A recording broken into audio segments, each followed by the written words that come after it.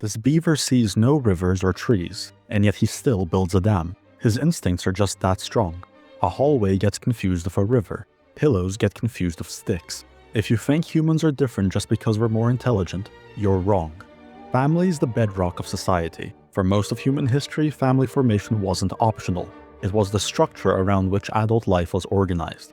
Family is hard-coded into our DNA. Without that instinct, we'd go extinct and our societies would crumble. And yet, modernity disregards it, deeming it a secondary goal after your career, and treats having children as an impediment to your life. The loneliness that has been produced by modern society has had far-reaching consequences for all.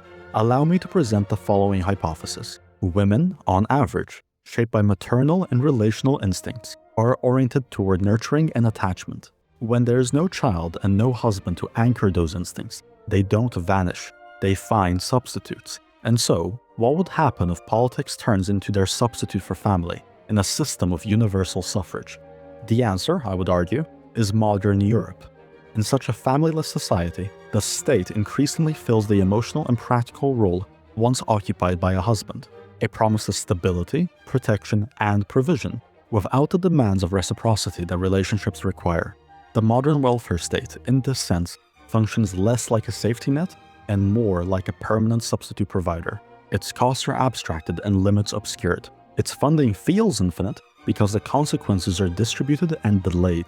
Voting patterns reflect this. Women, on average, show stronger support for expansive welfare systems and redistributive policies, not necessarily out of selfishness, but because these systems align with care-oriented moral instincts applied at scale.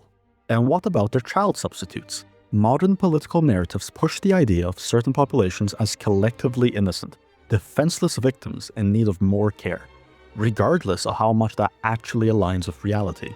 When maternal instincts align with this narrative, they can be misapplied, treating supposedly disadvantaged populations with the same approach used for babies. The issue, however, is that these groups aren't babies, and when you treat a distinct group collectively as children in need of care, the result isn't nurture, it's dependency and a lack of accountability. Children need to be provided for, and are not held fully responsible for their actions. Applying this framework to entire populations naturally leads to expanding welfare systems and looser law enforcement. What works inside a family breaks when applied to millions of strangers. And who bears the cost of these substitutions? The welfare state does not provide for itself. It redistributes resources taken from families who are already struggling to form and sustain themselves. Money that might have gone towards raising actual children is instead absorbed into systems designed to compensate for the absence of family in the first place. The result is a feedback loop. Weakened families produce loneliness. Loneliness fuels substitution. Substitution expands the state, and the expansion of the state makes family formation even harder. Demographic collapse is the inevitable outcome of such a system, and we are already living with the consequences.